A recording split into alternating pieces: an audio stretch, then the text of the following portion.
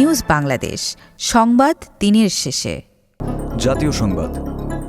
বাংলাদেশের সব নাগরিকের নিরাপত্তা নিশ্চিতে অন্তর্বর্তী সরকারের নেওয়া অব্যাহত পদক্ষেপগুলোকে স্বাগত জানিয়েছে যুক্তরাষ্ট্র।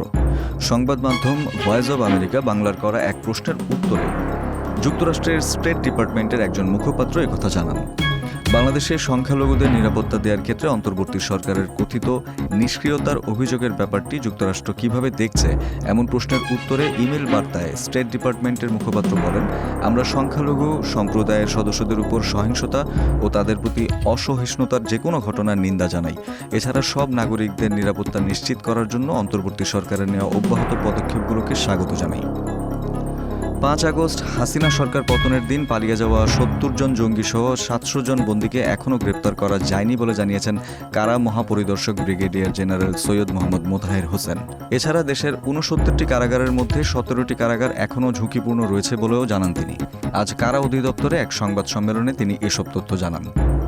কারা মহাপরিদর্শক বলেন, কারাগার থেকে পালানোর ঘটনা ভবিষ্যতে যাতে আর না ঘটে সেজন্য প্রতিটি ঘটনাকে আলাদাভাবে পর্যালোচনা করে কাজ করছে কর্তৃপক্ষ। শীতের শুরুতে দেশের পঞ্চগড়ে আজ সর্বনিম্ন 11.4 ডিগ্রি সেলসিয়াস তাপমাত্রা রেকর্ড করা হয়েছে। এটি দেশের সর্বনিম্ন তাপমাত্রা। এর আগে গতকাল দেশের সর্বনিম্ন তাপমাত্রা ছিল 11 ডিগ্রি সেলসিয়াস। তেঁতুলিয়ার আবহাওয়া পর্যবেক্ষণ কেন্দ্রে সর্বনিম্ন এই তাপমাত্রা রেকর্ড করা হয়। আবহাওয়া অফিসার সিনিয়র আবহাওয়া পর্যবেক্ষক জিতেন্দ্রনাথ রায় বিষয়টি নিশ্চিত করেছেন।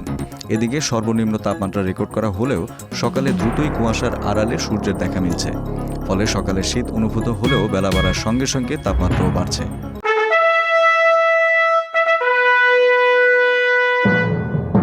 রাজনীতির সংবাদ। শেখ হাসিনার পতন ভারত একেবারেই মেনে নিতে পারছে না বলে মন্তব্য করে বিএনপির সিনিয়র যুগ্ম মহাসচিব রুহুল কবির রিজভী বলেন, তাই বাংলাদেশ নিয়ে মিথ্যাচার করছে বিজেপি ও তার মিডিয়া। জাতীয় প্রেস ক্লাবে এক সমাবেশ ও পদযাত্রার পূর্বে তিনি এইসব কথা বলেন। রিজভী বলেন, শেখ হাসিনার আমলে সংখ্যালঘুরা সবচেয়ে বেশি নির্যাতিত হয়েছে, কিন্তু ভারত তখন কোনো প্রতিবাদ করেনি। আর এখন ছাত্র জনতার বিপ্লবকে ধূলিসাৎ করতে বাংলাদেশ নিয়ে মিথ্যাচার করছে ভারত। আন্তর্জাতিক সংবাদ। ফিলিস্তিনের অবরুদ্ধ গাজা ভূখণ্ডে ইসরায়েলি হামলায় অন্তত আরও 36 ফিলিস্তিনি নিহত হয়েছেন। এতে করে উপত্যকাটিতে নিহতের সংখ্যা মোট 44,500 ছাড়িয়ে গেছে। এই হামলায় আহত হয়েছে আরও লক্ষাধিক ফিলিস্তিনি। বার্তা সংস্থা আনাদুলু এর এক প্রতিবেদন থেকে এই তথ্য জানা গেছে। প্রতিবেদনে বলা হয়, গাজা উপত্যকায় ইসরায়েলের চলমান হামলায় কমপক্ষে আরও 36 জন ফিলিস্তিনি নিহত হয়েছেন। গত বছরের অক্টোবর থেকে এ পর্যন্ত মোট মৃতের সংখ্যা বেড়ে 44,502 জনে পৌঁছেছে বলে অবরুদ্ধ এই ভূখণ্ডের স্বাস্থ্য মন্ত্রণালয় জানিয়েছে। তথ্য প্রযুক্তির সংবাদ। Bangladesh internet governance forum BIGF এর 2024-2026 মেয়াদের জন্য নির্বাহী কমিটি গঠন করা হয়েছে। নতুন নির্বাহী কমিটিতে আম্বার আইটি লিমিটেডের প্রধান নির্বাহী কর্মকর্তা মোহাম্মদ আমিনুল হাকিম চেয়ারপারসন নির্বাচিত হয়েছেন। Internet governance forum IGF internet governance সংক্রান্ত বিষয়ে নীতি সংলাপের জন্য একটি multi stakeholder governance group. জাতিসংঘের ইন্টারনেট গভর্নেন্স বিষয়ক কার্যক্রমকে এগিয়ে নিতে বাংলাদেশ ইন্টারনেট গভর্নেন্স ফোরাম প্রতিষ্ঠিত হয়।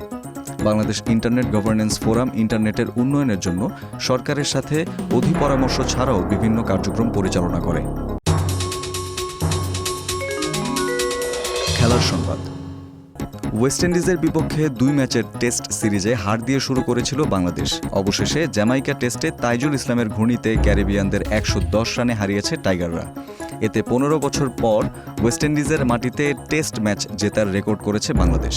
কিংস্টনে সাবিনা পার্কে ম্যাচের চতুর্থ দিনের শেষ সেশনে জয়ের স্বাদ পায় সফরকারীরা। সিরিজ শেষ করেছে 1-1 সমতায় টাইগার বাহিনী। প্রথম টেস্টে হেরে ঘুরে দাঁড়ানোর লক্ষ্যে দ্বিতীয় ও শেষ টেস্টে টস জিতে ব্যাটিং নেন বাংলাদেশের অধিনায়ক মেহেদী মিরাজ।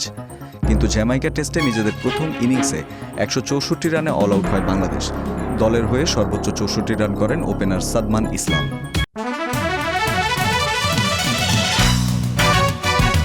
সংস্কৃতি বিনোদন। ছোট পর্দার ব্যস্ত অভিনেত্রী তাসনুভা তিশা প্রথম স্বামীর সঙ্গে বিচ্ছেদের পর 2022 সালে আজগর নামের এক যুবককে বিয়ে করেন এই অভিনেত্রী। বর্তমানে স্বামী সন্তান নিয়ে সংসার পাশাপাশি অভিনয়টা চালিয়ে গেলেও সম্প্রতি এক সাক্ষাৎকারে তাসনুভা তিশা বললেন, বিয়ে করাটা সবচেয়ে বড় ভুল। সাক্ষাৎকারে তিনি বলেন, আমার মনে হয় বাচ্চাদেরও আমি বিয়ে দেব না, মানে তাদেরকে বিয়ের জন্য চাপ বা উৎসাহ দেব না। তবে যদি তারা নিজ থেকে কখনো বিয়েতে আগ্রহী হয় সেখানে আটকাবো না। দর্শক, এই ছিল আজকের নিউজ বাংলাদেশ সংবাদ দিনের শেষে আয়োজন। দেশ বিদেশের প্রতিদিনের সবশেষ সংবাদ জানতে চোখ রাখুন www.newsbangladesh.com। লাইক শেয়ার দিয়ে সঙ্গে থাকুন নিউজ বাংলাদেশের ফেসবুক পেজ ও ইউটিউব চ্যানেলে। ভালো থাকুন, সুস্থ থাকুন। আল্লাহ হাফেজ।